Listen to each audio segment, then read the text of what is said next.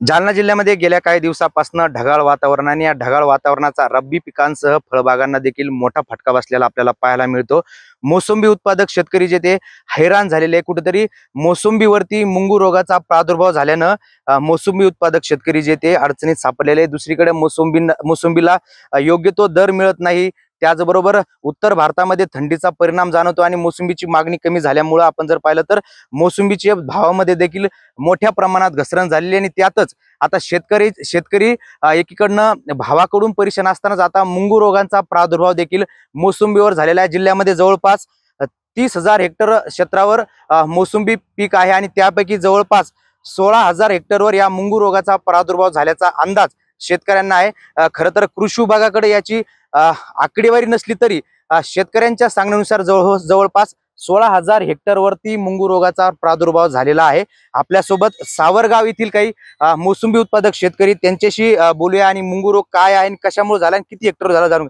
दादा, ह्या ज्या मोसंबी हातात घेतोय, एकीकडे पाहिलं आपण तर हवामान खराब आहे, भाव मिळत नाही आणि दुसरीकडे मुंगू रोगाचा प्रादुर्भाव मोठ्या प्रमाणात मोसंबीवर झालेला आहे। कशामुळे हा सगळा रोग झालेला आहे? हवामान बदलामुळं प्रत्येक पिकावर वेगवेगळ्या पद्धतीने परिणाम झालेला आहे। त्यामध्ये हे फळपिकामध्ये मोसंबीमध्ये जे हवामान बदल होत, एकदम थंडी वाढणे, कमी होणे, त्यामुळे थंडी वाढली की त्या बाईट्सचा म्हणजे लाल कोळीचा वाढ होते। लाल कोळी वाढ झाली, लाल कोळी जे सकिंग करतात आणि त्या तुष्टा टाकली जाते फळावर, त्यामुळं त्या फळावर काळे डाग पडतात, तिथं बुरशी निर्माण होते आणि काळे डाग पडतात। त्यामुळं मार्केटमध्ये त्या मोसंबीला भाव मिळत नाही। आणि त्याच पद्धतीनं जर शेतकऱ्यांनी फळ आपल्या बागेचं बहार नियोजन करत असताना जर सल्फरचा जर फवारणी घेतली, एक 15-15 दिवसाच्या अंतरानं फवारणी घेतली सल्फरची, गंधकाची, 1.5 ते 2 ग्राम गंधक 1 लिटर पाण्यामध्ये टाकलं तर त्याचा परिणाम कमी होण्याचा मदत होते। परंतु थंडी वाढली की तो लाल कोळी वाढतो आणि त्याचा परिणाम होतो। त्यात पुन्हा एक असा अनुभव आहे की जे लोक जास्त तणनाशक वापरतात, तणनाशकाच्या वापरामुळे देखील त्या लाल कोळीचा प्रादुर्भाव जास्त वाढतो। तर तणनाशक कमीत कमी वापरावं। त्याचप्रमाणे स्वस्तात मिळत असणारं गंधकाचा पर लिटर 1.5% जर फवारणी केली 15-15 दिवसाच्या अंतरानं तर फार मोठा याच्यात सपोर्ट मिळतो आणि मुंगू रोग कमी व्हायला मदत होईल। परंतु शेतकऱ्यांमध्ये जागृती नसल्यामुळं आणि त्याचप्रमाणे कृषी विभागानं जर जागृती केली तर मोठ्या प्रमाणात ह्या रोगाला अटक येऊ शकतो। परंतु एकदा झाल्यानंतर काही करता येत नाही, त्याचं बहार नियोजनापासून त्याची तयारी ठेवावी लागते, म्हणजे आपल्याला त्याच्यात मध्ये मदत होऊ शकते। कृषी विभागाकडनं काही मार्गदर्शन या सगळ्या संदर्भात मिळतं का? काही कृषी विभाग, कृषी सहाय्यक असेल, कृषी अधिकारी असेल, काही या मुंगू रोग जो पडलेला आहे याच्याबद्दल काही मार्गदर्शन मिळतंय का किंवा दुसऱ्या काही रोगाबद्दल कृषी विभाग मार्गदर्शन करतं का? तसं केविके आणि कृषी विभाग करतो, पण पाहिजे त्या प्रमाणात मार्गदर्शन मिळत नाही।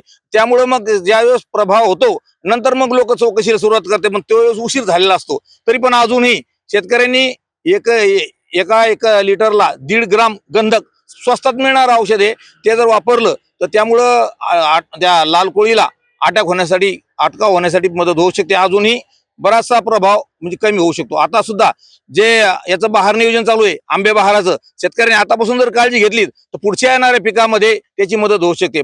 फक्त 1.5 ग्राम किंवा 2 ग्राम सल्फर गंधक 1 लिटर पाण्यात वापरायचं आणि त्याची फवारणी करायची।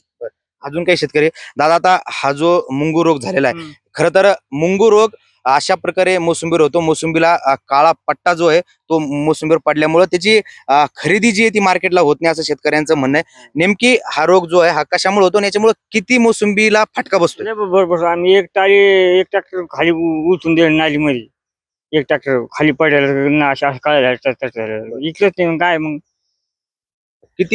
किती टक्के तुमच्या बागामध्ये मुंगू रोगाचा फटका बसला होता आणि आर्थिक नुकसान किती झालं? 80% झालं, 80% झालं, 50%। 50%, 50%।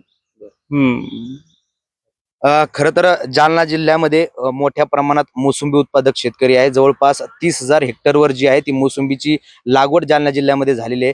त्यापैकी अधिकृत आकडा कृषी विभागाचा नसला तरीही 16,000 ते 17,000 हेक्टरवरती जे आहे ती या मुंगू रोगाचा प्रादुर्भाव मोसंबी बागांवरती झालेला आहे। त्यामुळं एकीकडे हवामान बदलांमुळे मोसंबी उत्पादक शेतकरी हैराण आहेत, तर दुसरीकडे मुंगू सारख्या रोगामुळे देखील मोसंबी उत्पादक शेतकरी जो जिल्ह्यातला अडचणीत सापडलेला आहे। अक्षय शिंदे, साम टीव्ही न्यूज, सावरगाव हडप, जालना।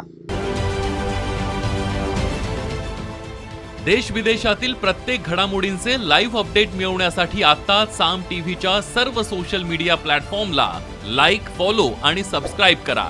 तसंच सर्व नोटिफिकेशनसाठी बेल आयकॉन प्रेस करायला विसरू नका.